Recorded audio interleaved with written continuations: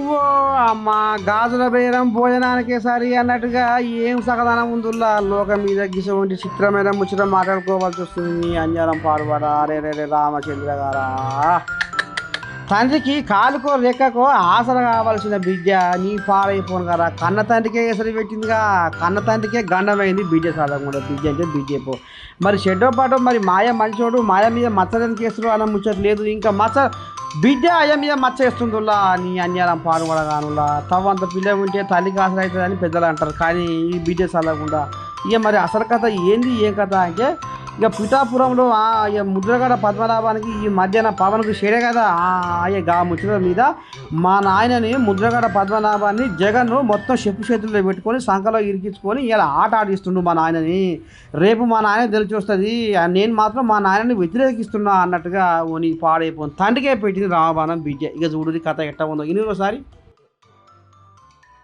అందరికీ నమస్కారం. నేను క్రాంతి బాలపల్లి ముద్రగడ పద్మనాభం గారి అమ్మాయిని. పిఠాపురంలో పవన్ కళ్యాణ్ గారిని ఓడించడానికి వైసీపీ నాయకులు ఎన్ని చేయాలో అని చేస్తున్నారు.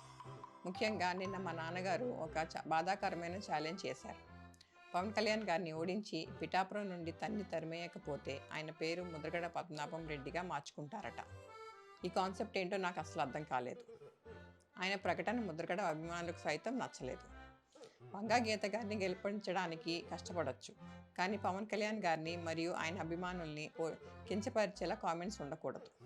మా నాన్నగారిని కేవలం పవన్ కళ్యాణ్ గారిని తిట్టడం కోసమే జగన్మోహన్ రెడ్డి గారు వాడుతున్నారు. ఈ ఎన్నికల తర్వాత ఆయనను ఎటు కాకుండా వదిలేయడం పక్కా. ఈ విషయంలో నేను మా నాన్నగారిని పూర్తిగా వ్యతిరేకిస్తున్నాను. నేను పవన్ కళ్యాణ్ గారి గెలుపు కోసం నా వంతు కృషి నేను చేస్తాను. నమస్కారం.